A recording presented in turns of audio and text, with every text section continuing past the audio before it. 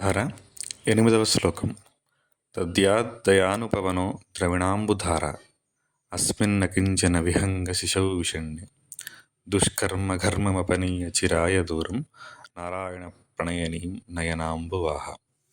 కనకధారలో the most important శ్లోకం ఇది, చాలా ఇంపార్టెంట్. ఇందులో ద్రవిణాంబుధార అనేటువంటి పదాన్ని వాడారు. దద్య అంటే రిక్వెస్ట్, అభ్యర్థించడం. దయ అంటే కరుణ. దయానుపవనం, నీ దయని పవనంలాగా. ద్రవిణాంబుధార, ద్రవిణ అంటే సంపదలు మరియు శ్రేయస్సు, నాపైన కురిపించు తల్లి. అస్మిన్న అకించన విహంగ శిశౌ విషణ్ణి.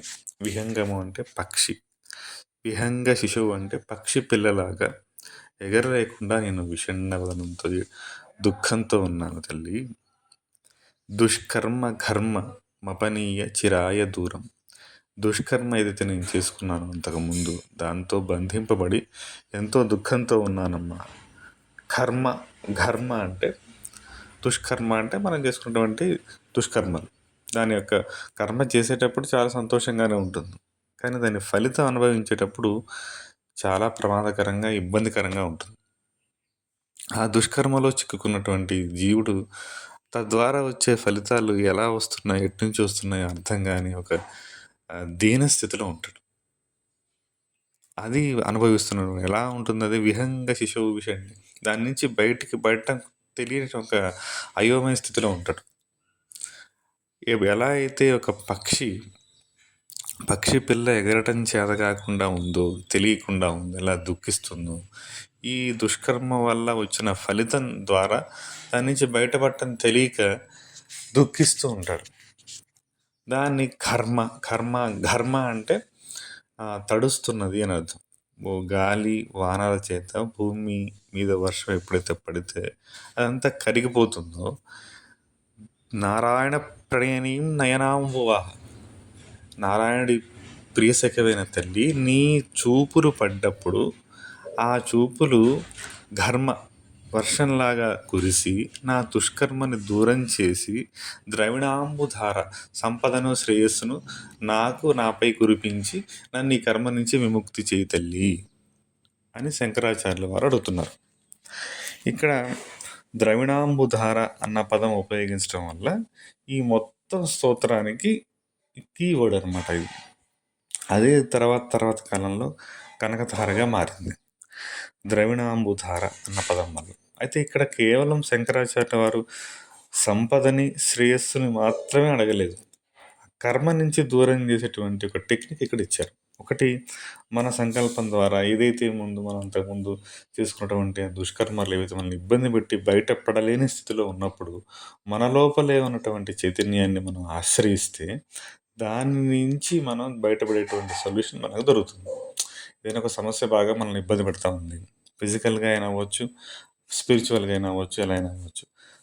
అంతర్లీనంగా, అంతర్ముఖంగా మనం ప్రయాణం చేసి దాని మీద ఫోకస్ చేసి మనం ఆలోచించినప్పుడు దృష్టిని నయనాంబువాహ, మన దృష్టిని ప్రవాహం వైపుకి మనం మళ్ళిస్తే దాని సొల్యూషన్ ఖచ్చితంగా దొరుకుతుంది.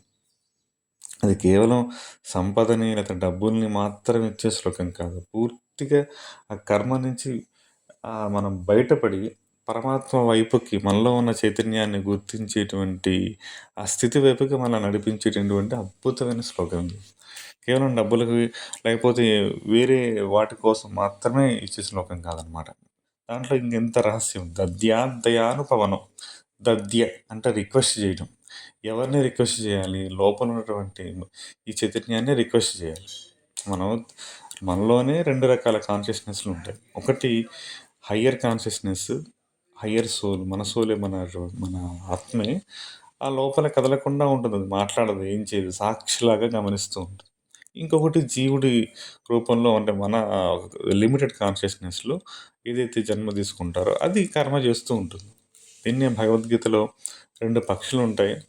ఒక పక్షి పండు తింటూ ఉంటుంది, ఇంకొక పక్షి పక్క నుండి చూస్తూ ఉంటుంది. అంటే ఒక పక్షి కర్మఫలాన్ని అనుభవిస్తూ ఉంటుంది, ఇంకొకటి సాక్షిగా గమనిస్తూ ఉంటుంది. దానికి తెలుసు మొత్తం. ఇప్పుడు అదే విషయాన్ని శ్రీకృష్ణుడు అర్జునుడు మాట్లాడేటప్పుడు సంభాషణలో చెప్తాడు. అర్జున, నీకు నాకు ఎన్నో జన్మలు గడిచాయి, నీకు గుర్తున్నాయి, నాకు గుర్తున్నాయి, నీకు గుర్తులేవు. వీటన్నిటికీ కారణం నేనే. నాకంతా తెలుసు. అదే తేడా నీకు నాకు.